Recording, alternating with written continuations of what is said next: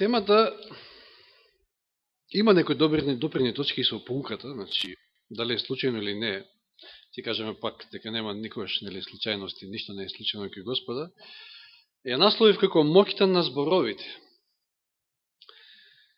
И веднаш на самиот почеток знаеме дека зборот, односно зборовите имаат неверојатна моќ. Како прво е, редно е и чест е да започнеме од овој збор, од речта Божија, од Словото Божие. Има неверојатна моќ. Сведоци за таа моќ сме сите ние овде што седиме. Сите ние сме дошли заради моќта на ова Слово. Моќта што стои зад него, значи моќта Господова, неговата љубов, неговата милост. И кога сме кај Божјата реч, кај Божјиот збор, само да се подсетиме. Иако темата нема да не биде за ова, но не може да не почнеме со Господа. Во Псалм 33 стои во 6 и 9 стих запишено вака. 6 стих, Псалм 33. Господовото Слово ги создаде небесата и с дивот на неговата уста целото нивно воинство. Погледнете моќта на Божиот збор, на Божиото Слово. Или 9 стих. Зошто тој рече и се стана, нареди и се утврди. Знаеме како Господ создал се околу нас. Господ доволно е да рече. И може би, како еден најдобар пример во Новиот Завет, во Матеј 8 глава, е примерот со стотникот. И тоа како бил исцелен неговиот слуга. Да се подсетиме. Во Капернаум се среќава стотникот, значи тоа е римски офицер, со Исуса и му кажува за неговиот болен слуга. И знаете, откако Исус рекол нема проблем, ајде да одиме кај тебе, парафразирам, нели? Што му вели тој? Јас не сум достоен ти да влезеш преку мојот прак во мојот дом. Туку само кажи збор. Од искуство свое, затоа што тој има подвластени, значи 100 војници, тој е стотник, затоа се нарекува стотник. Од искуство знам, само кажи збор, меѓутоа не само од искуство. Овде се гледа таа голема вера. Исус ќе каже, ваква вера ни во Израел не видов. Тоа е всушност верата, значи да се фатиш за Божиот збор. А Божиот збор има неверојатна моќ. Го гледаме тоа и од создавањето, и го видовме овој пример во Матеј 8 глава. И навистина Господ, кога ќе каже нешто, секојаш е за изградба, секојаш е за нешто позитивно. Неговиот збор е секојаш конструктивен, да кажем, не е деструктивен. Но за разлика од него, постои другиот, сатаната, чијшто пак збор е баш деструктивен. Да се подсетиме, уште на небото. Измамил 1/3 од ангелите. На кој начин? Почнала е на цела кампања горе на небото. Црно представувајќи го, значи искриво кулчувајќи го Божиот карактер, Христовиот карактер исто така. Нормално знаеме од поттекнало сето тоа од неговата љубомора, композицијата што Христос ја имал. Зошто тој да не биде на местото Христово? И еден куп на лаѓе, еден куп на клевети, една силна кампања успела да прелаже 1/3 од ангелите, тоа е голема бројка. Потоа да се симнеме на земјата, како сатаната ги прелажал нашите прародители Адам и Ева. Навистина го искористил едно од најубавите суштества. Змијата. Не била таква, нели, знаеме, сме читали каква што е денес. Со крилја, прекрасна. Меѓутоа, дали се запрашале дека неговиот успех немало воопшто да се случи или пак може би и немало да биде толкав, ако таа змија не проговорела. Да се создадеме слика, ако Ева, значи кога Ева се нашла кај дрвото, прва нејзина грешка била што се одвоила од мажот. Меѓутоа, тоа е друга тема. Сега доаѓа кај дрвото на спознанието на доброто и злото. Ја гледа змија. Немало да биде, значи измамата немало да имало толкова сила, доколку змијата не проговорела. И потоа се случува, се случува и незиниот пат се случува веќе во разговорот со сатаната, кој што е искористил само змијата како медиум. Средство, значи. Еве ги сега зборовите на сатаната, која е нивната моќ. Како резултат на тој пат, ние сме се нашли во оваа каша, во која што се наоѓаме. И тој ден денеска користи методи и начини, лукавштини, читавме во самите пословици за лукавоста, со лаги, со клевети, само за да уништи. Неговиот збор е деструктивен, страшно деструктивен. Ако се сетиме на пустината, искушенијата во кој што бил ставен Исус во пустината, повторно ѓаволот се служи со збор, и тоа со Божиот збор се служи. Се послужил со Божиото Слово за да го бутне Исус. Нормално, извртувајќи го истото.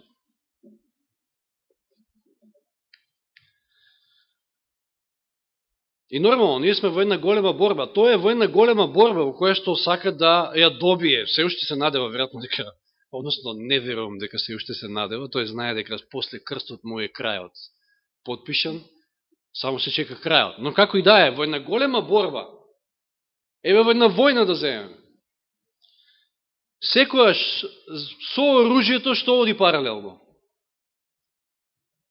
И медиумска војна. Посебно овие новиве современи војни.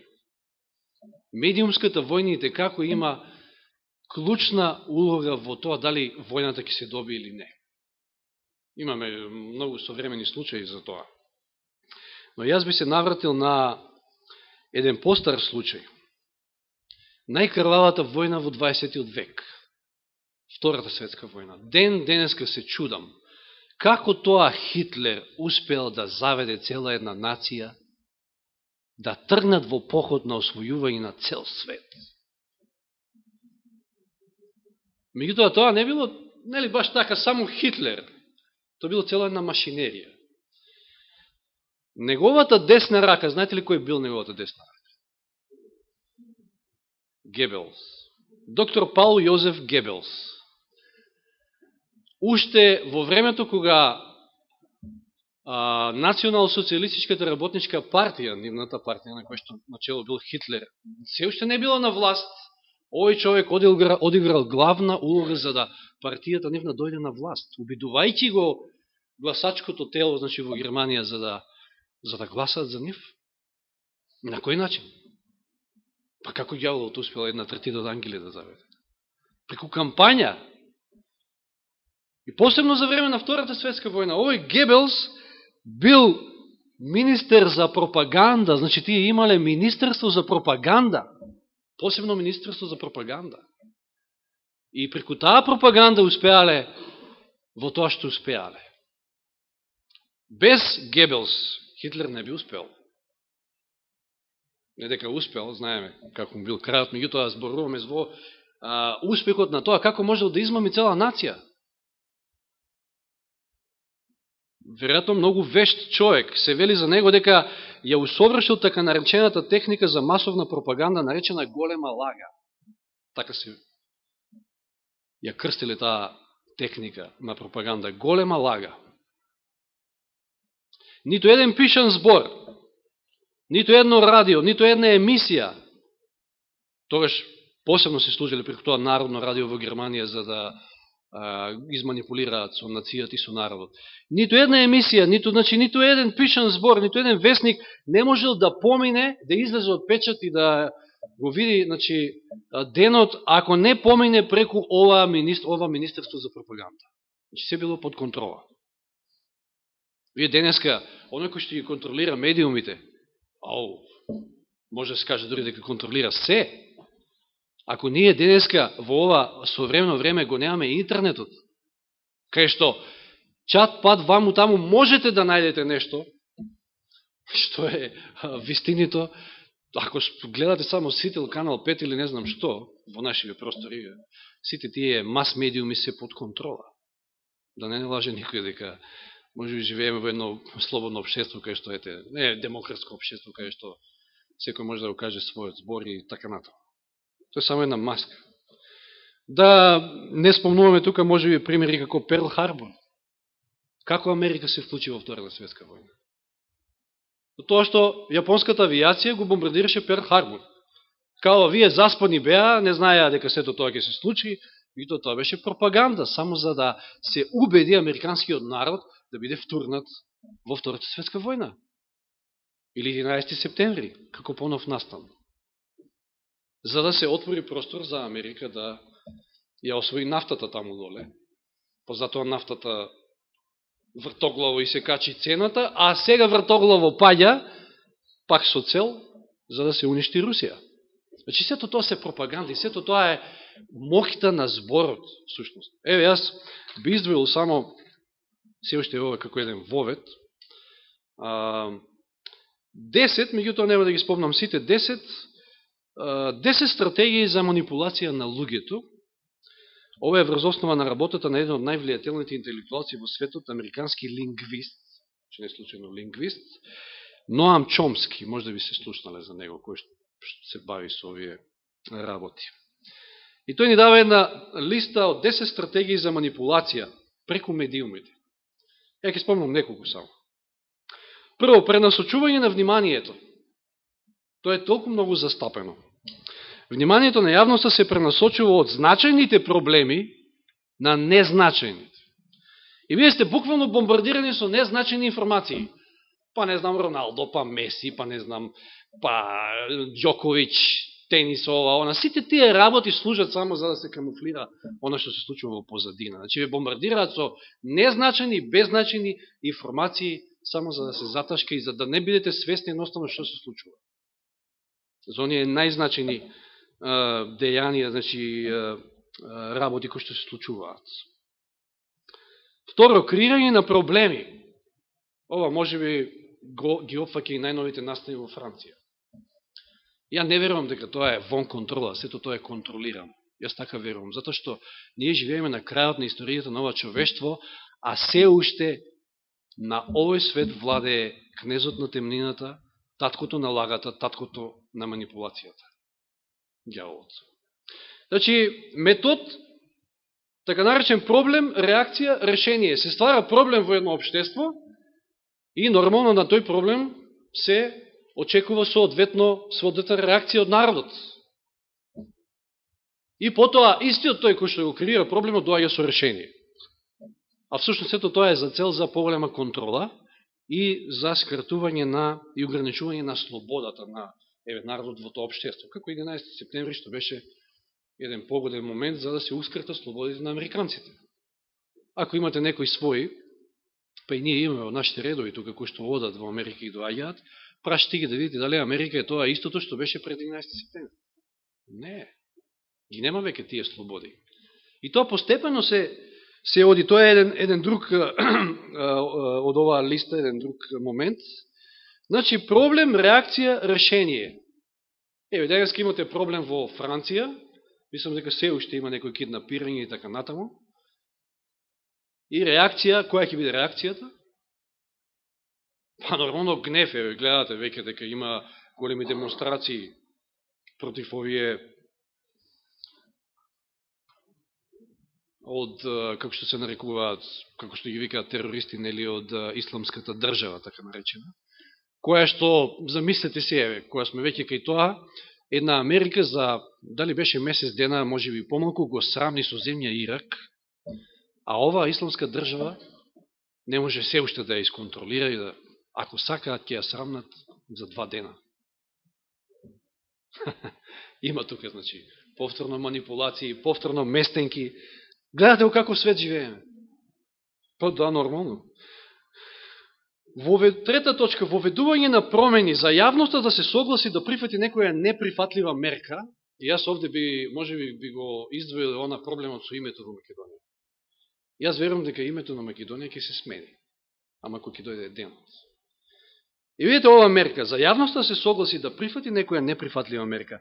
Тие воведуваат постепено. И овде вели на лажичка. Како мало дете, не полека со лажичка. ја сервираа со месеци и со години, ако тоа е потребно, промените кои што би можеле да предизвикаат отпор, доколку се извршат брзо, нели, и во краток временски род, се изведуваат полека со мали политички чекори. Така се менува светот, а вие не сте ни свесни за тие промени. Јас се сеќавам, се смени еднаш уставот на Македонија, се смени и знаме и така натаму. Најнапред имаше реакции, меѓутоа тоа помина после така гладко, без никакви реакции од народот. Прете, тоа е една од мерките. Будење на емоции, исто така многу успешна мерка. Еве кој што реков претходно, гнев. Ако разбудите некое чувство, некои емоции кај народот, потоа многу лесно може да го контролирате. Да не се задржуваме многу на ова, е уште еден метод восхитување на глупости. Така се нарекува. Јавноста треба да биде охрабрена да го прифати медиокритетот. Потребно е да се убедат луѓето дека, например, во мода е да се биде глуп, вулгарен и необразован. Исто времено треба да се предизвика и отпор кон културата и науката. И тоа го гледаме насекаде околу нас. Колку си по-глупав, колку по-глупава работа ќе направиш, толку си по-прочуен, по-интересен и те има на сите вакво медиуми, по интернет, насекаде.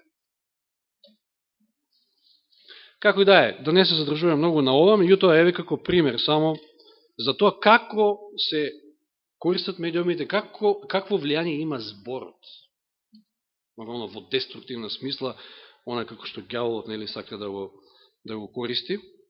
И познатиот писател Марк Твен рекол: лагата е во состојба да заобиколи половина свет, додека вистината се уште си ги обува своите чевли. Интересна мисла. Па затоа вистината се уште не може да стигне до најодалечените крајви, а луѓето пропаѓаат во лаги, во невистини и манипулации. И навистина, ако успееш да му ги насочиш мислите на човекот, на било кој начин, спомнавме некој, ти го имаш човекот. Тој е твој. Зато што борбата е за умот.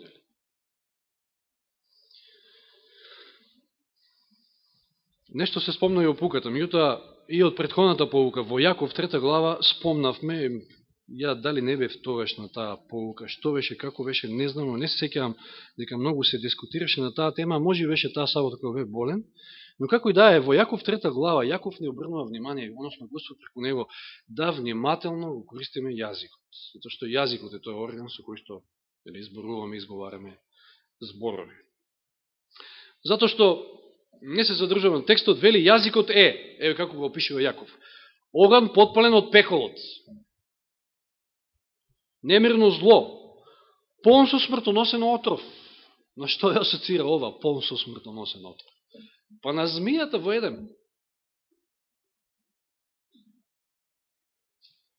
Отворите во Матеј 12 глава. Силни зборови, ќе се навратиме при крајот малку пошироко на овие зборови, во поширок контекст, но ги читам сега само 36 и 37 стих, за да видиме колку е битно и значено за нас како користиме јазикот, што зборуваме, какво е влијанието и моќта на зборот. Матеј 12, 36 и 37. И ви велам, Исус вели, дека за секој празен збор, што ќе го изговорат луѓето, ќе одговараат на судниот ден. Зошто по твоите зборови ќе бидеш оправдан и по твоите зборови ќе бидеш осуден. Силни стихови кои што кажуваат дека навистина треба да се внимава како се користи јазикот и што зборуваме. И дали она што ќе го кажеме е конструктивно или пак е деструктивно и му служи на лукавиот. Зошто воопшто некојаш човек го користи погрешно јазикот? Свесно. Некојаш и несвесно. Значи, пазите, ова е област во која што никој од нас не може да се исклучи. Никој од нас. Јаков вели оној кој што не греши во зборувањето, тој е совршен. Има ли некој совршен меѓу нас? Факт е дека нема. Значи, сите ние паѓаме на ова. Да не помислите дека сега, почнувајќи од мене, па понатаму. И, значи, прашањето, зашто воопшто некој погрешно го користи јазикот? И нешто слично беше поставено прашање за време на полуката. Па за своја корист. за некоја своја цел, за да изгради некој лажен имидж кај луѓето, за да излаже некого, за да добие нешто, за да изманипулира со некого, за да потисне некого, за да се извади од некоја ситуација. Или на крајот на крајшто некој тоа го прави од злоба и за да му напакости на некој. И сега да видиме еден пример на тоа како погрешно се користи јазикот и какво силно влијание имаат зборовите, е случајот со Јов. Знаете што се му се случило на Јов. Се изгубил преку ноќ. И на крајот, дури му доаѓаат оние тројица негови пријатели и како ќе го утешат. И само ќе спомнам, не идеме у некои стихови, само 2-3 ќе прочитаме подосна, вели, Валдат му вика, ти мора да си грешен, шо ова те снаоѓа тебе. Значи, на Јов уште тоа му требало. Софар, вели, Бог ти бара сметка за греовите. Со други зборови, значи исто тоа, но со други зборови. Елифас, вели, твоите зборови ја откриваат твојата вина, собствената уста те осудува. Сега, најдете се во негова кожа, сето тоа што му се случило да ви се случи, уште од озгора и да ви дојдат некои тројица. И замислите си, скоро сите глави понатаму е се разговор со овие тројица, за да на крајот, и со разговор со Бога нормално, и пред се прашање упатени од Јов до Бога. За да при крајот, односно не при крајот, 19 глава ќе отвориме, во 19 глава од книгата за Јов, видите Јов што кажува. Значи му пукнал филмот, народски кажано, и видите што вели. Јов 19 глава од 1 до 3. Јов проговори и рече: па до кога ќе ја измачувате мојата душа? До кога ќе ме сотирате со зборови? Видите моќта на зборот во деструктивна смисла. Че вие можете да сотрете некој со зборови. Веќе 10 пати ме укоривте и нели ви е срам дека ме измачувате? Значи го измачуваат, може да го измачувате човека со зборови. Да го сотрете, да го изманипулирате, да го лажете, или што се не. Значи зборот има неверојатно силна моќ. Во зависност од тоа како ќе се користи, дали за позитивни сврхи или негативни.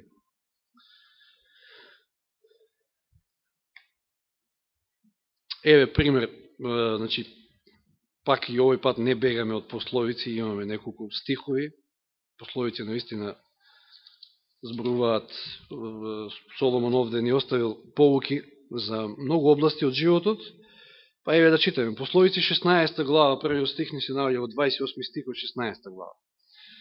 Пословици 16:28. Лукавиот човек се е раздор и клеветникот ги разделува најверните пријатели. Видовме од тие 6, односно 7 работи кои што Бог ги мрази и му се гади. Која беше најпоследната таму, 7-та? Оној кој што се е раздор меѓу браќата. Вика, клеветникот ги разделува најверните пријатели. Потоа 20:19 пословици. Кој клевети наоколу открива тајни, затоа не се здружувај со оној кому устните секојаш му се отворени. Знаете, ако зборот има огромна моќ, а тоа е факт дека има, некојаш е многу попаметно да не зборува, значи многу помалку да зборуваме колку многу повеќе. Оти човек кога повеќе зборува, повеќе греши. Тоа е факт. И некојаш е мудро да се молчи, и тоа дори Библијата не поучува. Зависи од ситуација, нели? 26:20 пословици. Овој стих вели, која ќе ги снема дрвата, огнот гасне. Да ви кажам, право овој јануари баш не ги изеде дрвата. Па мора среде зима да се сноѓеме, па баш некни со Николче бевме да купиме брикет малку, затоа што дрвата полека ни одат. Ние некако се навикнавме последните неколку зими, времето е се некако млако и 5 кубика, доста се 6 кубика, да речеме. Меѓутоа, некојаш само еден месец е како јануари, минус 15, минус 10 и ќе отидат. Толку е. Но, што вели стихот? 26:20, значи. Која ќе ги снема дрвата, огнот гасне. И каде веќе нема клеветник, препирките стивнуваат. И нобава споредба. Сето ова се примери, значи, како тоа не треба да користиме јазикот и како тоа деструктивно влијание може да имат зборовите врз нашите односи, пријателски и така натаму. Во црква, било во домот и било каде. И сега, на самиот крај, би прочитал неколку цитати од Елен Вајт, кои што би сакал внимателно да ги послушаме. Верувам дека внимателно слушавме и до сега, имавме и убава поука за тоа дека многу зависи од тоа како слушаме. И дали слушаме, и дали сме тука присутни, или пак може би мислите ни се некаде надвор. Послушайте ги овие цитати. Првите се од патриарси и пророци и цареви, потоа имаме еден од патриарси и пророци и на крајот од копнежот на вековите. Дека нашето влијание може да биде смртен мирис за смрт. Тоа е ужасна мисла, но сепак е можна. Значи, или ќе биде мил мирис за спасение, нашето влијание, нашиот збор, нашите постапки, или пак смртен мирис за смрт. Некако влијаеме, ние со нашиот живот, со нашите зборови, некако влијаеме врз другите. Ние не сме пуст остров. Ние сме обштествени битија, ние живееме во обштеството, ние сме во црква тука заедно, во домот, со жената, со децата и така натаму. Значи, дека нашето влијание може да биде смртен мирис за смрт, тоа е ужасна мисла, но сепак е можно. Една заведена душа, која го губи вечното блаженство, може ли некој да го процени овој губиток? Колкав е губитокот? Само заради една заведена, една уништена душа. Дали се сеќавате на еден цитат од Елен Вајт, и тоа е огромна вистина која што треба да не дигне од нозе буквално, дека Исус би дошел и би ја положил жртвата на крстот, значи би се дал себе си на крстот и за една душа. Една да била само, прашам. Така да ова навистина треба сериозно да не стави на мисла дека ако една душа нашето влијание или нашите зборови уништат, значи тоа е навистина еден голем губиток во Божите очи. А сепак една лекомислена постапка, вели, еден непромислен збор од наша страна може толку длабоко да влие на животот на друг човек и да ја упропасти неговата душа. Еден збор. А камо ли ако ние тоа, може би сме го конструирали, може би сме од тие лукавите, па сакаме да правиме филмови некои, да си конструираме некои работи овде за своја корист. Една дамка на карактерот може мнозина да ги одбие од Христа. Ние или се обираме за Христа, или растураме. Кога посејаното семе, сега внимавате, че на некој едноставен начин Елен Вајт преку семето го објаснува целиот тој процес, понатаму до каде може да стигне. Значи, вие со еден збор може да посеете семе.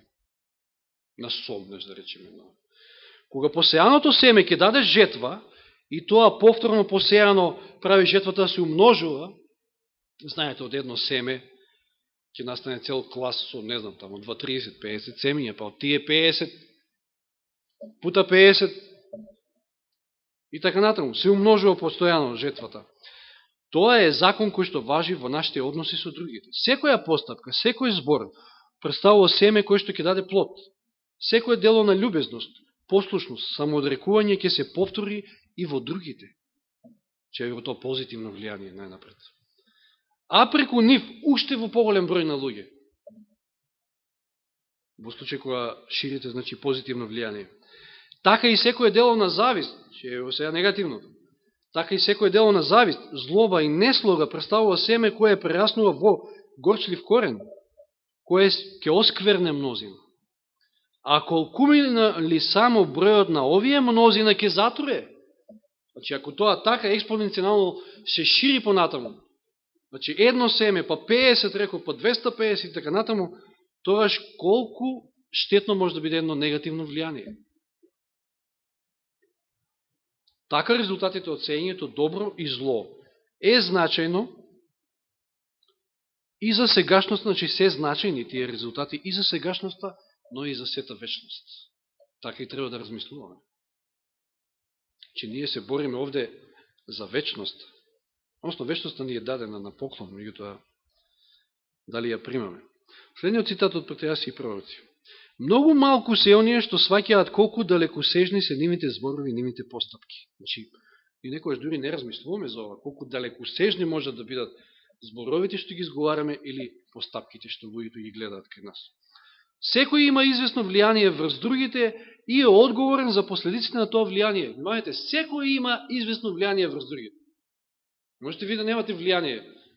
Пак ќе повторам, вие живеете во општество, во семејство, во црквата сте, на работно место. Секој има известно влијание врз другите и е одговорен за последиците што ќе произлезат од тоа негово влијание. Зборовите и делата имаат убедлива моќ. И резултатот на она што ние го правиме сега, ќе се покаже дури подоцна. Влијанието што го вршат нашите зборови и дела, ќе има сигурно свое повратно дејство и врз самите нас, дури, во вид на благослов или на проклетство. Таа помисла на животот му дава возвишена сериозност и треба нас да не наведе на молитва пред Бога за тој да не води со својата мудрост. Да, животот што го живееме е сериозен, ова не е игра. Овде се во прашање души за вечност, или ќе влијаеме за нивно спасение, или пак спротивно. И сега да се навратиме во Матеј 12 глава, кај што прочитавме 2-3 стиха предходно, и да прочитаме во контекст. Што се случува овде? Овде и полека ќе превршуваме. 12 глава Матеј. Од 22 стих читам, за да видиме за што станува збор. Матеј 12 од 22. Тогаш доведува при него, при Исуса, значи, еден обседнат од демон, кој беше и слеп и нем. Значи имате обседнат од демон, и е слеп, и е нем, и е обседнат од демон. Тешка ситуација. Но за Господа нема ништо тешко. И го исцели. Му го доведува и го исцели. Толку е тоа едноставно кај Исуса. Така што слепонемиот проговори и прогледа. Се подразбира, веќе немаше демони во него. И сите мноштва се восхитуваа и зборуваа, нели овој синот Давидов?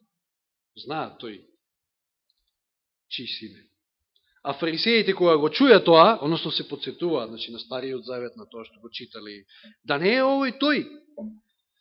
Но фарисеите кога го чуја тоа, што рекоа? Овој ги изгонува демоните само преку Велзевул, владетелот на демоните. И сега Исус тука им држи лекција, па како тоа може ѓаволот сам против себе? Нема логика. Не може сам да се ништи? Да ги скокнеме тие неколку стикови подосна.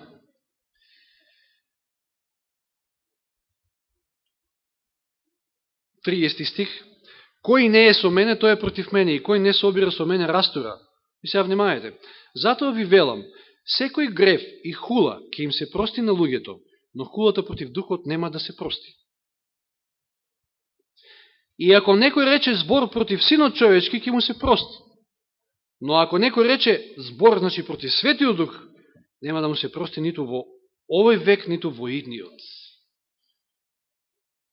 На што алудира Исус овде? Значи, пазете, тој лечи и изгонува демон од човек, а присутните фарисеите од злоба, од љубоморие и така натаму, велат, не, тој го изгонува демонот со сотонска сила.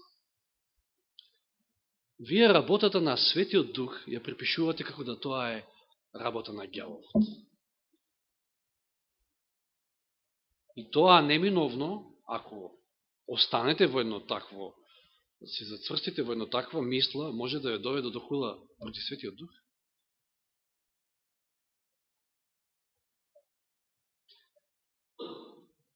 Или направете го дрвото добро и неговиот плод добар, или направете го дрвото расипано, читам понатаму, и неговиот плод расипан, зашто дрвото се познава по плодот. Породи змиини, како можете да зборувате добро кога сте зли? Зошто од преполнувањето на срцето зборува устата. Добриот човек од доброто сокровиште донесува добри нешта, а злиот човек од злото сокровиште донесува зли нешта. И ви велам, дека секој празен збор, еве ги тие стикови, што ќе го изговорат луѓето, ќе одговараат, значи за секој празен збор, ќе одговараат на судниот ден, зашто по твоите зборови ќе бидеш оправдан и по твоите зборови ќе бидеш осуден. Во контекст, кога прочитавме, гледаме дека користењето на зборовите И тоа наше влијание е непосредно поврзано. Исус го поврзувал со хула на Светиот Дух. И еве, да го прочитаме коментарот од Елен Вајт, за да не се разјасни уште поубаво. Ова е еден многу моќен цитат. Значи, не само што, мислам дека и претходно малку спомнатме, дека она што го зборувате има влијание и на врз ваш самите. Она што го верувате, тоа има влијание нормално врз вас самите, врз вашиот комплетен живот. Значи, не само влијание над другите, току вие вршите влијание на самите себе си. Можете самите себе си се измамите. Тесно поврзана со Христовата опомена за гревот против Светиот Дух е и опомената против празните и лоши зборови. Зборовите се израз на она што е во срцето. Читавме, значи стихот вели, зашто устата го зборува она со што е преполно срцето. Но зборовите се повеќе отколку израз на карактерот. Значи не е преку зборовите не се изразуваме самите себе си, својот карактер. Туку и нешто друго. Тие имаат сила да влијаат врз карактерот. Внимавајте. Значи нешто, ако на нешто треба да обрнем внимание, на кој што јас највеќе обрнам внимание, е карактерот, изградбата на мојот карактер. Тоа е она што ќе го носам горе. Ако воопшто, нели, се најдам таму. Па ако нешто влијае на мојот карактер, тоаш навистина треба да биде сериозно сватено и треба да се внимава. Значи, зборовите имаат сила да влијаат врз карактерот. И луѓето се под влијание на собствените зборови. И слушнете сега. Често во еден миг, поттикнати од сатаната, тие изразуваат својата љубомора или лоши предпоставки. Значи, сте љубоморни на некого, може тоа да биде брат или сестра, или не знам, жената дома. И си предпоставувате, почнувате да си правите филм. Аха. И нормално сето тоа потикнато од сатаната. Значи, деструктивно нешто. Изразувајќи го она, вели, во што на вистина не веруваат. Значи, потикнати од сатаната. Ја изразуваат својата љубомора и лоши предпоставки, изразувајќи го она во што на вистина не веруваат. И не веруваат во тоа, ама ете гјалот поттикнал некоја мисла, таа мисла делува на тоа што ќе го кажете, а кажаниот збор исто повратно делува и на мислата. Тоа како еден затворен круг. Може да си делувате со своите собствени зборови, значи почнувајќи од мислата, збором на самите себе, повратно. И тоа Елен Вајт понатаму продолжува и го објаснува. Но зборовите, вели, вршат влијание врз мислите. Значи, љубомора. Што е љубомора? Лоши предпоставки. Кај се јавува тоа? Во мислите, во умот. И сето тоа вие ќе го изразите преку зборови, а тие зборови повратно влијат на вашите мисли и уште полошо, уште полошо. Измамени се со своите зборови и почнуваат да веруваат дека е вистина она што го изговориле поттикнати од сатаната. Иако на почетокот не верувале дека тоа е вистина. Ама се измамуваат од своите собствени зборови и на крајот ќе поверуваат дека тоа е навистина вистина. Тешко ли е некој да ве измами, тешко ли е некој со зборови да ве изманипулира, кога вие факт е дека самите себе може да се изманипулирате? Бидејќи еднаш изразили некои мислени, сега веќе, значи, се убедени во нешто што не е вистина, дека е вистина. И сега кога веќе еднаш изразили мислење или дале одлука за тоа нешто, тогаш што? Често премногу се горди да ја повлечат и се обидуваат да докажат дека се во право. Се додека не поверуваат дека навистина и се во право. Колку повеќе вие самите на себе си докажувате, докажувајќи им на другите дека сте во право, и вие самите ќе поверувате дека сте во право. Опасно е да се изговори збор на сомневање, опасно е да се стави под сомневање и да се критикува божествената светлина. Ова алудира токму на ова што го правиле фарисеите. Исус изгонувал демони, а овие велат, тоа го прави со сотонска сила. Опасно е такво нешто, затоа што тоа може да ве доведе до еден затворен круг, каде што вие самите себе ќе дојдете во ситуација да похулите на Духот Свет и да верувате во нешто што никогаш не ви паднало ни на ум дека ќе верувате. Навиката на непромислено и подценувачко критикување действува врз карактерот така што развива непочитување и неверство.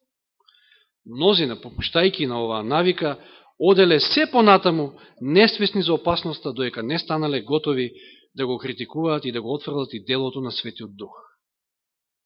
Христос рекол, оние стихови што ги читавме, а јас ви кажувам дека луѓето за секој празен збор што ќе го кажат, ќе одговараат на судниот ден. Твоите зборови ќе те оправдаат, твоите зборови ќе те осудат. Ова е Копнеж на вековите од 33 глава, кои се мои браќа. Главата носи наслов. Сега, кога сето ова го разгледавме, кога свативме дека навистина зборовите имаат огромна моќ. Има ли надеж за ваков како мене? Или како тебе? Има ли надеж? Зато што јас кажав, сите ние може да се најдеме овде.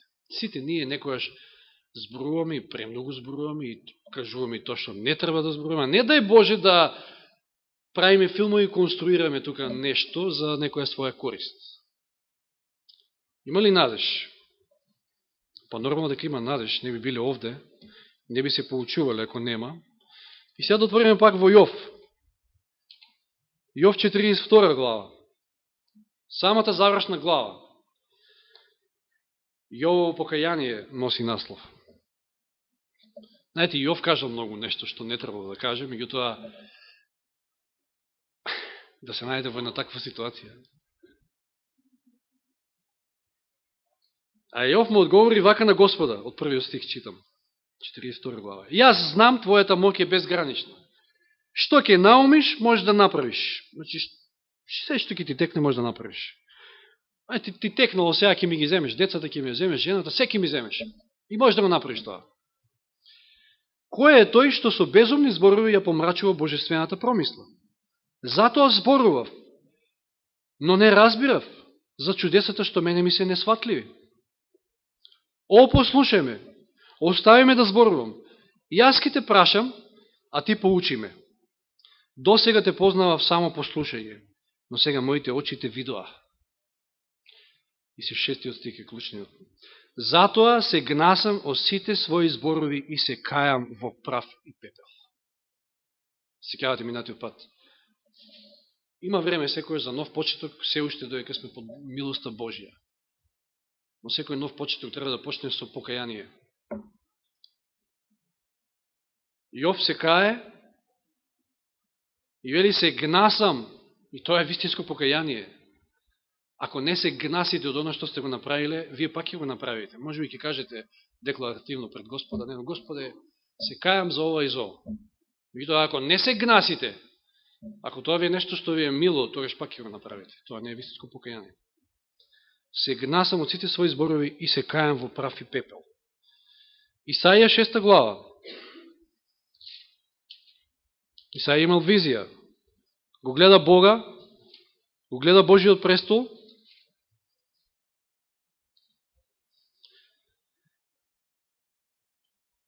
значи го видов Господа, 6 глава, првиот стих вели, како седи на високи возвишен престол. Но подолу, битно ни да го прочитаме ова. 5 стих. Откако сето тоа го видел, Исаија реков, тешко мене пропаднав, зашто сум човек со нечисти усни. Живеам во народ со нечисти усни, а моите очи го видоа царот, Господ над војските. Интересно, и Јов вели, досега слушав за тебе, меѓутоа сега кога те видоа моите очи и доаѓа до покаяние. И Исаија слично вели. Значи, може би некогаш на нас ни фалат тие лични средби со Господа. Не може би, тоа е секако сигурно, за да дојдеме до вистинско покаяние.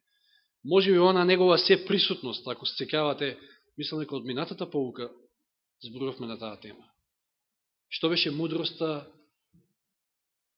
Почеток на мудроста е страв од Господов. Што е страв Господов? Ако се сеќавате минатата поука. Тоа е факт, помислата дека Господ е секогаш присутен и е тука, и ве гледа и ве слуша се што правите. Значи, може би ни фалат тие лични средби со Господа многу почесто. И 6 стих вели, откако Исаија вели, тешко мене пропаднав, тој е свесен каков е, човек со нечисти усни, И вели, еден од серафимите долета кон мене, во рацете имаше жар што го зеде од клештите од жртвеникот,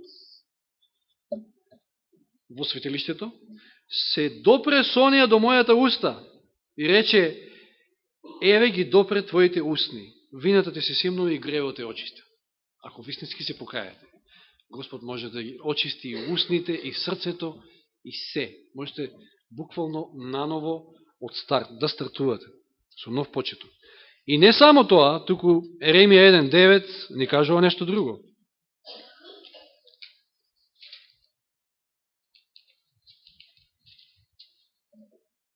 Назначен уште од раѓање, Божи пророк.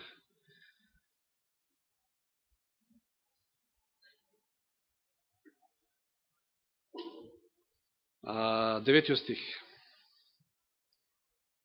Може и шестиот да кажеме, нели, сакав тоа да го спомнам. Господе Боже, ете, јас не знам да зборувам, дете сум. А сега ти ме повикуваш во твоја служба. А што е тешко за Господа.